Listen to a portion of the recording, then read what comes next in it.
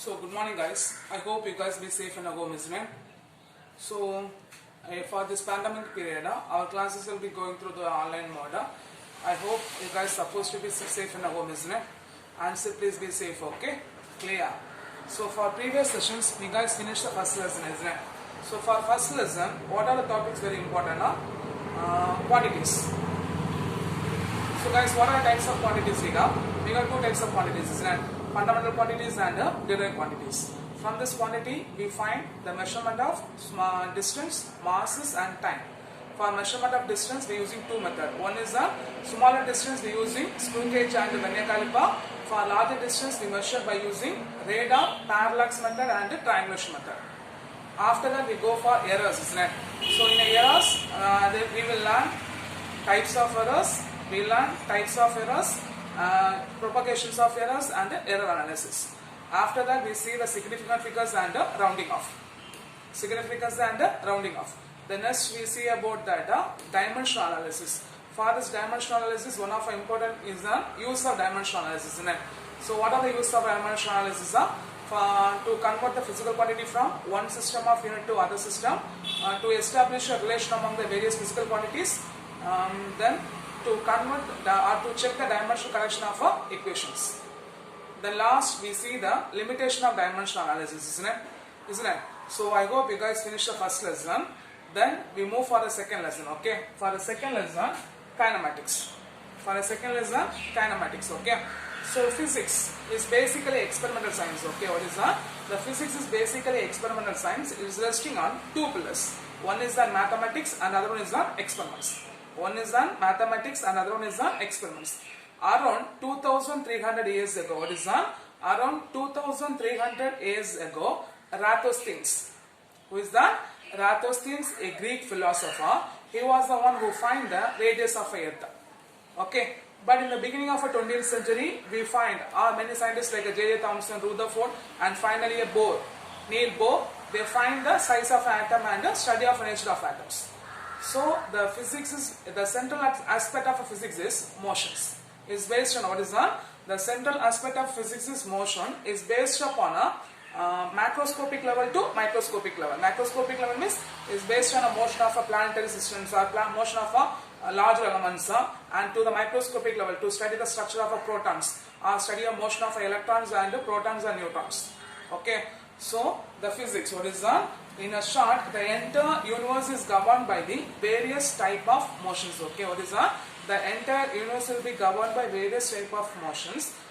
In this unit, the study of motion, what is that? The various type of motion is analyzed by using a language of mathematics. Okay, what is that? The various type of motions can be analyzed by using a language of mathematics. So what's the part we see that the physics is basically experimental science. What is that? The physics is basically experimental science is resting on two pillars. What are the pillars? One is the mathematics and the other one is the experiments. One is the experiments and other one is the mathematics. So around the 2000 years ago, Eratosthenes, a Greek philosopher, he was the one who found the radius of Earth. Then, in the beginning of the 20th century only, we find the structure of atom. From the scientists of J.J. Thomson to Niels Bohr. Then, the central aspect of physics was basic concept of physics is in motions. From the microscopic level to macroscopic level. In the entire universe, they will be governed by various type of motions. These types of motions are analyzed by using a basic language or by using a language of mathematics. Okay, analyzed by using a language of mathematics. Okay, simple mathematics. We assume in a ground 10 athletes are running. Okay, so we assume who will get the first, or whether they are running fast, or how the objects will be moved, or whether they are running fast or slow. So isn't it? So for that we are comparing, isn't it, from the fastest to slowest, or we are arranging the rank in the rank order of from 1 to 10. So for this unit, what is that? For this unit, we are going to analyze the motion. What is that? We are going to analyze the motion with the basic mathematics in terms of directions and its magnitudes. Okay, in terms of its direction and its magnitude. Okay, in this basic units or in this unit, we are going to analyze the motion by using a basic mathematics, by using a basic mathematics in terms of the directions and magnitude. In terms of its direction and the magnitude. So we are assuming 10 athletes, they are running in a track. Okay, 10 athletes, they are running in a track. While they are running, we can assume is we have to predict. We have to find who is very fast and someone is will be slower, isn't it? So for that, we make a rank, isn't it? From fastest to slowest, from a rank of 1 to 10 by using a simple mathematics. So similarly, we are going to find the we are to analyzing the motion of object. What is that? We are going to analyzing the motion of object by using basic mathematics with terms of its magnitude and directions. Okay. So here normally the motions will be classified as what is that? The motion will be classified as two types. Okay. One is kinetics. And other one is kinematics. Okay. Normally the motions will be classified as in two forms. One is kinetics and other one is kinematics. So here for this lesson we are going to see the kinematics. So we first go for kinematics. Okay. So kinematics is a branch of physics. What is that? The kinematics is a branch of physics which is used to study the motion of object, without taking the force or without considering force. So the motion will be classified as in two types. What is that? The motions will be classified as in two types. One is on kinetics, other one is on kinematics. Kinematics is defined as, kinematics is a branch of physics. Okay, kinematics is a branch of physics which is used to study the motion of object. What is that? It is used to study the motion of object without considering force. Okay, without considering force or without taken force. Okay, what is that? Without taken force. And kinetics is also a branch of physics which is used to deal with the study of motion of object with considering, what is that? With considering with force. Okay, clear. So for this lesson, the first 2 mark question, define kinematics. Okay, define kinematics. You just take a book in a page number 42. What is that? Take a book page number 42. Just mark the question. Okay. So what is that? The motion will be classified as two types. One is on kinetics, other one is on kinematics. What is that? The motion will be classified as on two types. One is on kinetics and other one is on kinematics. Kinematics is a branch of physics. What is that? The kinematics is a branch of physics which deals with the study of motion of object without considering force. Okay. What is that? Without considering force. Then kinetics. Kinetics is a branch of physics. What is that? The kinetics is a branch of physics which deals with the study of motion of object with force. Okay, with taking a force. Okay, clear? So guys, what is by kinematics? Kinematics is a branch of physics. What is that? The kinematics is a branch of physics which deals with the study of motion of object without considering a force. Okay, without considering a force.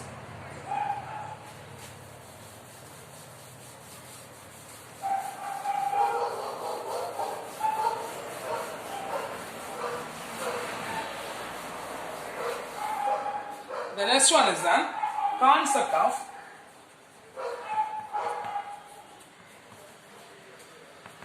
rest and motion. What is that? The concept of rest and motion. Okay. Guys, what is by rest? When the object in the state of statics means is called as a rest. When the object is in the state of motion means is called as a, or when the object is in moving means that's called as a motion, isn't it? So here, if you want to understand the concept of rest and motion, you are assuming you guys are in the bus. Okay, you guys are in the bus. I am standing outside. Okay, just assuming you guys are in the bus. I am standing outside. So while the bus are moving, okay, while the bus is moving, with respect to the fellow passengers, with respect to the passengers, you guys in the state of rest. You guys in the state of rest. But while the observer, as you assuming I am standing outside, I am the observer. While the observer outside, with respect to me, okay, with respect to me, you guys are in the state of motion, isn't it? Isn't it? So what's the point I'm saying? You guys are assuming you guys are in the bus, I am standing outside, okay? You guys are in the bus, I am standing outside. With respect to me, while the bus is moving, I assume you guys are moving. But with respect to the fellow passengers, you guys are in the state of rest. Isn't it? Isn't it? So if you want to understand the concept of rest and motion, you have to know about the frame of reference, okay? You guys know about the frame of reference.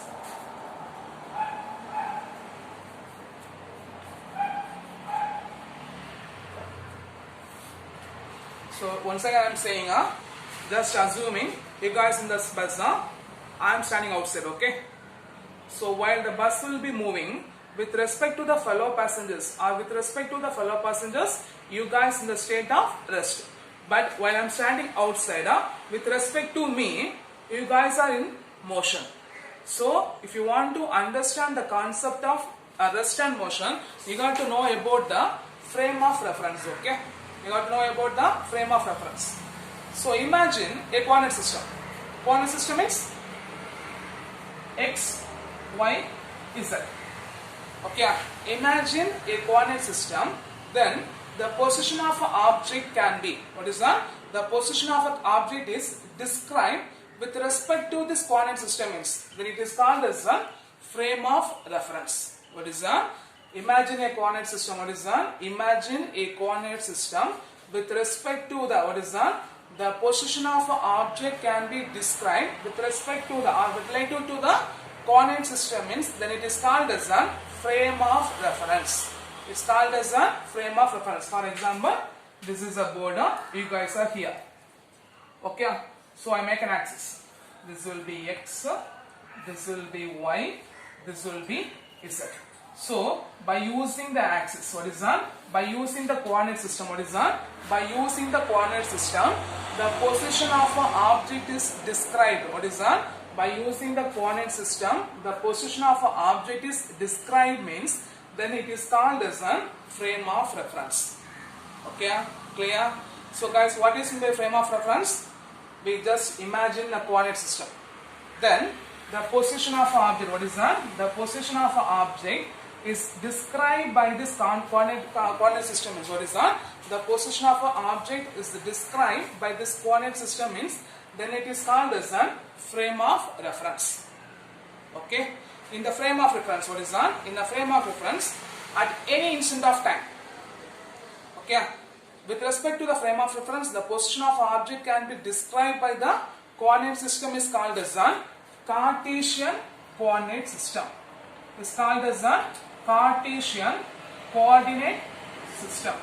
Okay, at any instant of time, what is that? At any instant of time, the frame of reference with respect to the position of object is described by a, what is that? Is described by the Cartesian, or described by the position coordinates x, y, z. Then it is called as a Cartesian coordinate system. Then it is called as a Cartesian coordinate system. Okay. So guys, what is my frame of reference? We just imagine the coordinates. Then the position of an object is described by this coordinate, means then it is called as a frame of reference. Here, what is Cartesian coordinate system? At a given instant of time, what is that? At a given instant of time, the frame of reference, what is that? The frame of reference with respect to the position of an object is described in terms of coordinates x, y, z. Then it is called as a Cartesian coordinate system. Then it is called as a Cartesian coordinate system. Then it is called as a Cartesian coordinate system. Here, if the x, y, z, they are drawn in a anti-clockwise direction, means if this x, y, z, they are drawn in a anti-clockwise direction, means then it is called as a right-handed Cartesian coordinate system. Then it is called as a right-handed Cartesian coordinate system. If the x, y, z are drawn in the anti-clockwise directions. Okay, sorry, this is the clockwise directions. Then If x, y is that, what is that? If an x, y is that, they are drawn in a anti-clockwise direction means what is that? If x, y is that, they are drawn in a anti-clockwise direction means then it is called as a right-hand Cartesian coordinate system. Okay, clear? So first, what is rest-hand motion? With respect to the observer only, whether it is rest-hand motion, isn't it? So just assuming you guys are in the bus. Okay, I am standing outside. So with respect to the fellow passengers, you guys are in state of rest. But I am standing outside while the bus is moving. With respect to the fellow passengers, you guys in the state of rest. But while I am standing outside, with respect to me, you guys are in the state of motion. What is that? You guys in the state of motions. You guys are in the state of motion. Okay? You guys are in the state of motion. Here, if you want to understand the concept of rest and motion, first you want to understand the frame of reference. So guys, what is in the frame of reference now? So we imagine the coordinates. What is that? We imagine the coordinates and the position of an object described by this coordinates means then it is called as a frame of reference. What is that? We imagine the coordinates, then the position of an object will be described by this coordinates means then it is called as a frame of reference. It's called as a frame of reference. Okay, it's called as a frame of reference. Then, what is Cartesian coordinate system? At any instant of time, the frame of reference with respect to the position of object is described by the coordinates x, y, z means then it is called as a Cartesian coordinate system. Then it is called as a Cartesian coordinate system. Then, what is right-handed Cartesian coordinates? Okay, what is right-handed Cartesian coordinates? If the coordinates x, y, z which is expressed in anti-clockwise direction means what is that? If it will be expressed in anti-clockwise direction means then it is called as a then it is called as a right-handed Cartesian coordinate system. Right-handed Cartesian coordinate system. You just see the figure 2.4. Okay.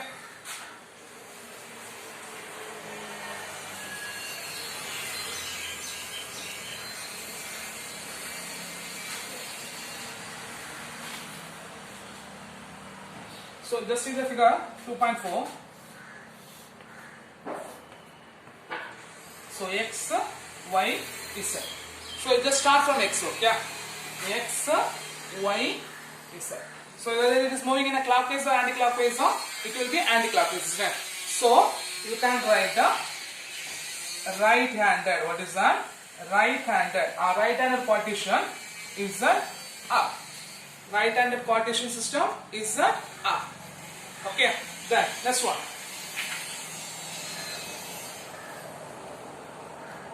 X, y, z. So what I said, you got to start from x, isn't it? So just write x, y, z. So it is moving in a clockwise direction, isn't it? So you can write the left-hander z up. We can call this a left-hander z up. So just imagine this figure x, y, z. So we just turn from x to z up. So it is moving in an anti-clockwise direction. So if it is moving in an anti-clockwise direction means it's called as a right-handed Cartesian coordinate, isn't it? So it's called as a right-hander z up. Here x, y, z. So we just draw from x, okay? X, y, z. Just draw a line from x to z up. So x, y, z. So it is moving in a clockwise. So if it is anti-clockwise means it is called as a right-hander. If it is a clockwise means we call it as a left-hander Cartesian coordinate. So left-hander is that up. Okay? Left-hander is the up. Clear? Clear? Clear? Then next one. Just see the next one.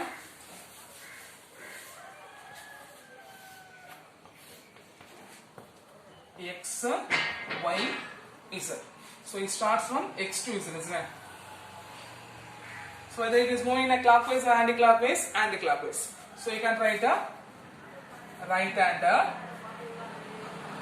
Then which term will be on a greater axis? So y up. Okay. So right-hander y up. Right-hander y up. Clear? Clear? So I hope you understand the concept of rest motion and frame of reference. So the frame of reference is one of our important 2-mark question. Okay, define frame of reference. So guys, what is my frame of reference? So guys, what is my frame of reference? You just imagine the coordinates. What is that? You guys just imagine the coordinates. What's the coordinates? Whether it is x, y, z or I, j, k. Then the position of an object can be described by the coordinates means, or the position of an object can be described by the Cartesian coordinate means, then it is called as a frame of reference. Okay, clear. The next one is a point mass. Okay.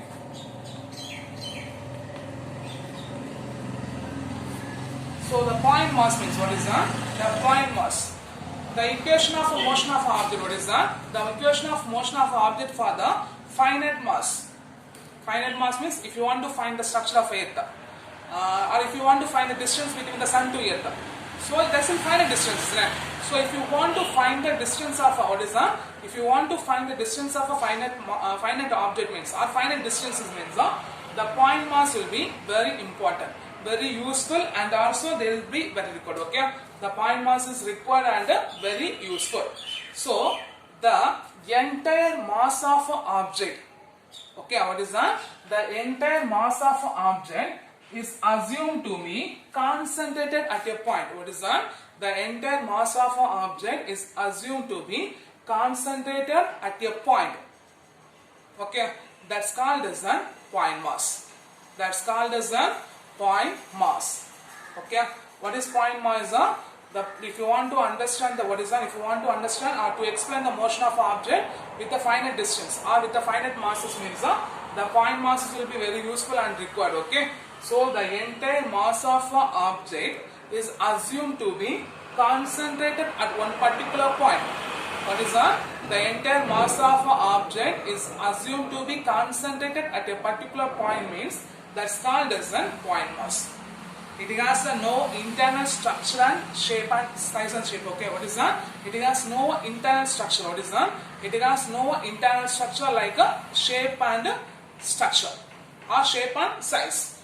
But even though there will be really point mass does not exist, we simplify using for the calculation. For example, if you want to measure the distance between Sun to Earth. Okay, if you want to measure the distance between Sun to Earth, how you guys calculate it? We just make a point. This is Sun and this is Earth, isn't it? So here the entire mass of a Sun will be assumed at the concentrated on a particular point, isn't it? This point is called as a point mass. This point is called as a point mass. Okay. So if you want to measure the distance between, if you want to measure the distance of object for the finite mass, then we are using a point mass. So define point mass means, what's the point you have to write down? The entire mass of an object is assumed to be concentrated at a particular point is called as a point mass. It has no internal structure like a size and shape. It has no internal structure like a size and shape. Then mathematically a point is a finite mass with the 0 dimensions. Okay, what is that? Mathematically we can simply say that the point mass is a finite mass with the 0 dimensions. Then examples means, if you want to measure the motion of Earth with respect to the Sun, we are using a point mass. Then if you want to measure the irregular object, what is that? If you are throwing an irregular object like a stone or something you have to throw, if you want to measure the distance means using a point, isn't it? The point is called as a point mass. Okay, clear? The last one is types of motions. What is that? Types of motions. So basically we have 4 types of motions. Okay. Okay. So what are types of motion means?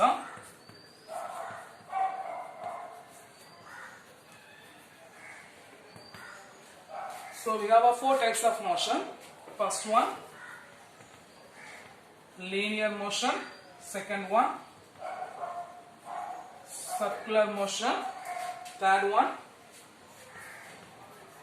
rotational motion. And fourth one, vibratory motion. Okay, clear? So basically we have 4 types of motion: linear motion, circular motion, rotational motions and vibratory motions. Linear motion means, what is that? The object is said to be linear motion. What is that? An object is said to be linear motion if the object is moving in a straight line. What is that? An object is said to be a linear motion. What is that? An object is said to be a linear motion if the object is moving in a straight line. Examples, what is that? When an object fall vertically downward. When an object will be fall vertically downward. Then an athlete running on a track. These are the examples which is used for linear motions. Okay, and you guys write your own examples. Okay, what's the examples? And moving in a straight lines. They are linear motions. Okay, so guys, what is linear motions? The motion, what is that? The linear motion. An object is said to be a linear motion if the object is moving in a straight line. If the object is moving in a straight line. Then second one, circular motion. What is that? The circular motion, the object is said to be a circular motion if the object is transferring or object is moving in a circular path. What is that? The object is moving in a circular path means. The object is moving in a circular path means then it is called as a circular motions. Okay. So guys, what is circular motion? An object is in circular motion. What is that? An object is in circular motion if the object is moving in a circular path. Then examples. The motion of a satellite around the earth. Then a stone is attached to a strings. These are the example for the circular motion. Then third one is the rotational motions. Okay. The object is in rotational motion means the object rotated about its own axis. What is that? The object rotated about its own axis means. What is that? If an object rotated about its own axis means. If the object rotated about its own axis means, then it is called as a rotational motion. Okay. So guys, what is meant by rotational motions? If an object rotated about its own axis means, then it is called as a rotational motions. So guys, what is meant by rotational motion? If an object rotated about its own axis means, then it is called as a rotational motions. Okay. Clear? So guys, what is meant by rotational motion? If an object rotated about its own axis means, then it is called as a rotational motion in which every point on axis which is moves in a circular path except the center point. Okay, every point they are moving in a circular path except the center point. Example: the earth spinning about its own axis. What is that? The earth spinning about its own axis. Then last one is a vibratory motion. So when the object execute, what is that? When the object execute to and fro. What is that? When the object execute to and fro motion means. What is that? When the object execute to and fro motion means. What is that? When the object executes to and fro motion means, then it is called as a vibratory motion. Okay? Clear? So guys, what is my vibratory motion? When the object executes to and fro motion means, then it is called as a vibratory motions. So guys, what are the types of motions we got? We got 4 types of motions: linear motion, circular motion, rotational motions and vibrational motions. So what is linear motion? An object is said to be a linear motion if they are moving in a straight line. So what is circular motion? If an object moving in a circular path. Then what is rotational motions? If an object will be rotating about its own axis. Or in every point they describe the circular path except the center point means, then it is called as a rotational motions. The last one is the vibratory. And what is my vibratory motion? If an object moving to and fro motion, or if an object executes the to and fro motion is that is called as a vibratory motions. Okay, clear? So for this sessions, what are the questions we learn? Define kinetics, one of our important 2 mark question. Then define frame of reference. What is Cartesian coordinate system? What is right-handed Cartesian coordinate system? Okay, then define point mass. The last one, explain the types of motions. Okay, clear? So I hope you guys understand these sessions, and thank you guys.